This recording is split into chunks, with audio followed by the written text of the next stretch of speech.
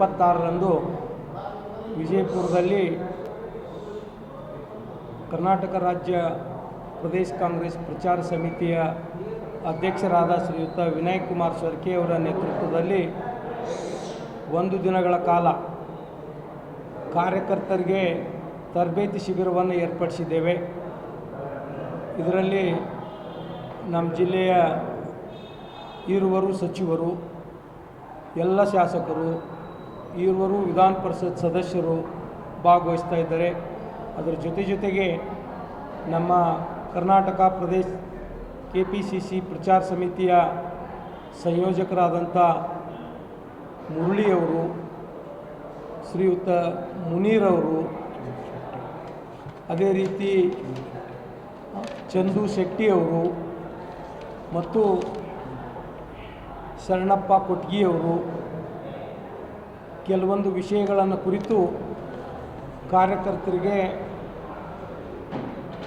ತಿಳಿ ಹೇಳ್ತಕ್ಕಂಥ ಕೆಲಸವನ್ನು ಮಾಡ್ತಾಯಿದ್ದಾರೆ. ಇದು 15ನೇ ತಾರೀಕು ಸರಿಯಾಗಿ 10 ಗಂಟೆಗೆ ರೇಡಿವೆ ಕೇಂದ್ರದ ಹತ್ತಿರವಿರ್ತಕ್ಕಂಥ ವಿಜಯ್ ಫಂಕ್ಷನ್ ಹಾಲ್ನಲ್ಲಿ ಈ ಕಾರ್ಯಾಗಾರ ಪ್ರಾರಂಭ ಆಗ್ತದೆ.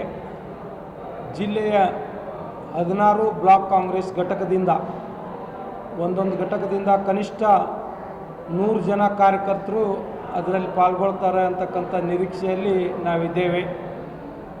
ಆ ಕಾರ್ಯಾಗಾರದಲ್ಲಿ ಕಾಂಗ್ರೆಸ್ ಪಕ್ಷದ ಉಗಮ, ಕಾಂಗ್ರೆಸ್ ಪಕ್ಷ ಸ್ಥಾಪನೆ ಮಾಡಬೇಕಾದ್ರೆ ಯಾವ ಉದ್ದೇಶದಿಂದ ಅಂದಿನ ನಾಯಕರು ಸ್ಥಾಪಿಸಿದರು, ಸುಮಾರು 140 ವರ್ಷಗಳ ಕಾಲ ಪಕ್ಷ ನಡೆದು ಬಂದ ದಾರಿ, ಕೇಂದ್ರದಲ್ಲಿ ಆಗಿರ್ಬೋದು, ರಾಜ್ಯಗಳಲ್ಲಾಗಿರ್ಬೋದು, ಕಾಂಗ್ರೆಸ್ ಪಕ್ಷದ ಸರ್ಕಾರಗಳು ಜನಪರವಾದಂಥ ಕಾರ್ಯಕ್ರಮಗಳನ್ನು ಏನು ಕೊಟ್ಟಿದ್ದಾರೆ ಇವುಗಳನ್ನೆಲ್ಲ ತಿಳಿಸಿ ಹೇಳ್ತಕ್ಕಂಥ ಕೆಲಸವನ್ನು, ಅದರ ಜೊತೆಗೆ ಇನ್ನೂ ಅನೇಕ ವಿಷಯಗಳನ್ನು ಕಾರ್ಯಕರ್ತರಿಗೆ ಹೇಳ್ತಾರೆ. ಯಾಕಂದರೆ ಕಾಂಗ್ರೆಸ್ ಪಕ್ಷದಲ್ಲಿ ಕಾರ್ಯಕರ್ತರ ಪಡೆ ಭಾಳ ಗಟ್ಟಿಮುಟ್ಟಾಗಿ ಎಲ್ಲ ಪ್ರಶ್ನೆಗಳಿಗೂ ಉತ್ತರವನ್ನು ಸ್ವಯಂ ಆಗಿ ಉತ್ತರಿಸ್ತಕ್ಕಂಥ ಶಕ್ತಿ ಬರಬೇಕಂದ್ರೆ ಕಾರ್ಯಕರ್ತರು ಇಂಥ ಒಂದು ತರಬೇತಿ ಶಿಬಿರದಲ್ಲಿ ಪಾಲ್ಗೊಳ್ಳೋದು ಭಾಳ ಮುಖ್ಯವಾಗಿದೆ.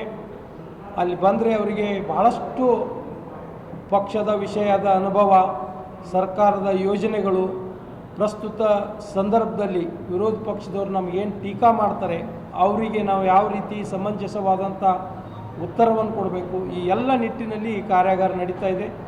ಇದರಲ್ಲಿ ಎಲ್ಲರೂ ಹೆಚ್ಚಿನ ರೀತಿಯಲ್ಲಿ ಪಾಲ್ಗೊಳ್ಳಲಿಕ್ಕೆ ನಾನು ವಿನಂತಿಯನ್ನು ಮಾಡಿಕೊಳ್ಳೋ ಇವತ್ತು ಈ ಪತ್ರಿಕಾಗೋಷ್ಠಿಯನ್ನು ಕರೆದಿದ್ದೇವೆ. ನಮಸ್ಕಾರ.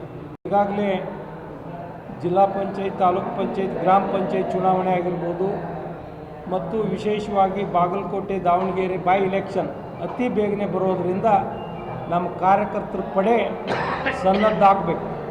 ಅದಕ್ಕಾಗಿ ನಾನು ಪ್ರಾರಂಭಿಕವಾಗಿಯೇ ನಮ್ಮೆಲ್ಲ ಬ್ಲಾಕ್ ಕಾಂಗ್ರೆಸ್ಸಿನ ಅಧ್ಯಕ್ಷರನ್ನು, ಬ್ಲಾಕ್ ಕಾಂಗ್ರೆಸ್ಸಿನ ಪ್ರಚಾರ ಸಮಿತಿಯ ಅಧ್ಯಕ್ಷರನ್ನು ಪೂರ್ವಭಾವಿ ಸಭೆಯನ್ನು ತೆಗೆದುಕೊಂಡು ಅಲ್ಲಿ ಹೇಳಿದ್ದೀನಿ. ಇದು ಬೆಳಗ್ಗೆ 10ರಿಂದ ಸಾಯಂಕಾಲ 5 ಗಂಟೆವರೆಗೆ ಸಭೆ ನಡೀತೈತಿ.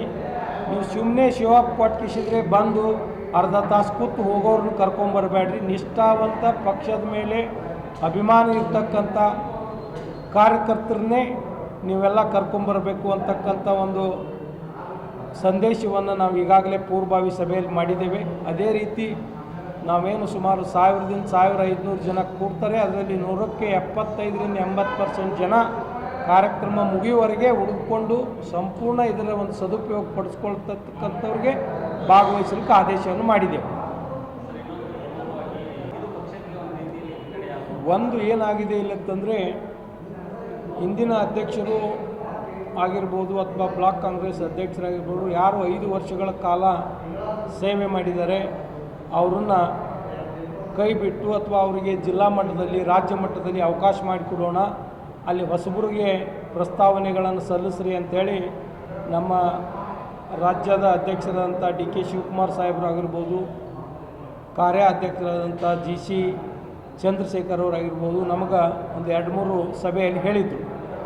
ಆಯಿತು ಅಂತ ಹೇಳ್ತಾ ಬಂದಾಗ ಕೆಲವೊಂದು ಸಂದರ್ಭದಲ್ಲಿ ನಾವು ಪತ್ರಗಳನ್ನು ಕೊಟ್ಟಾಗ ಭಾಳಷ್ಟು ಜನ ಪ್ರಯತ್ನ ಮಾಡಿ ಇವತ್ತು ರಾಜ್ಯದ ಮಹಿಳಾ ಅಧ್ಯಕ್ಷರು ಬದಲಾವಣೆ ಆಯಿತು. ಸೌಮ್ಯಾ ರೆಡ್ಡಿಯವರು ಅಧ್ಯಕ್ಷರಾದ ಮೇಲೆ ಯಾರು ಆ ರೀತಿ 5 ವರ್ಷಗಳ ಕಾಲ ಸೇವೆ ಮಾಡಿದ್ದಾರೆ ಅವ್ರನ್ನ ಹೊರತುಪಡಿಸಿ ಮತ್ತು ಯಾರನ್ನ ಅವಕಾಶ ಮಾಡಿಕೊಡ್ಬೇಕು ಅಂತ ಕೇಳಿದಾಗ ಎಲ್ಲ ಪ್ರಮುಖರು, ಶಾಸಕರು, ಸಚಿವರ ಒಂದು ಅಭಿಪ್ರಾಯ ತೊಗೊಂಡೇ ಹೊಸಬರನ್ನ ಮಾಡಿದ್ದಾರೆ.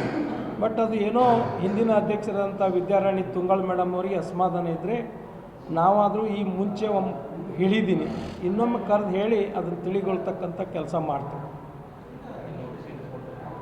ನೋಟಿಸ್ ಕೊಡೋ ಪ್ರಶ್ನೆ ಇಲ್ಲ, ಅಷ್ಟೇನು ದೀರ್ಘ ವಿಷಯ ಅಲ್ಲ, ನಾವು ಹೇಳಿ ತಿಳಿ ಮಾಡ್ತೇವೆ.